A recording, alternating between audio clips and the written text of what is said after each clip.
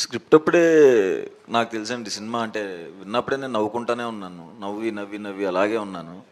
Cinema అయిపోయే time ఆ ప్రాసెస్లో ఆ థాట్ వచ్చింది ఎందుకో, అడగొచ్చా లేదని భయం కూడా వేసింది. ఏమనుకుంటారో ఏంటి ఓవరాక్షన్ డిస్ట్రిబ్యూషన్ కదా. చేస్తున్నాడు, ఇన్ని భయాలతో భయపడుతూనే అడిగాను. మళ్ళీ దీంట్లో చూడండి, మళ్ళీ దీనికి ఒక స్క్రిప్టే ఫస్ట్ ఇన్ ఎంట్రీ నా దగ్గరికి. సార్ ఓవర్సీస్ ఏమనుకుంటున్నాం సార్ అని.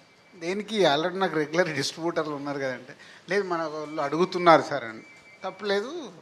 సో సుహాస్ గారి సినిమాలు అంతకుముందు ఎంత పే చేసాయి ఈ సుహాసి కనుక్కోండి, దాన్ని బట్టి ఒక ప్రైజ్ అనుకొని ఇద్దాం. లేదు వాళ్ళని అడుగు అన్న.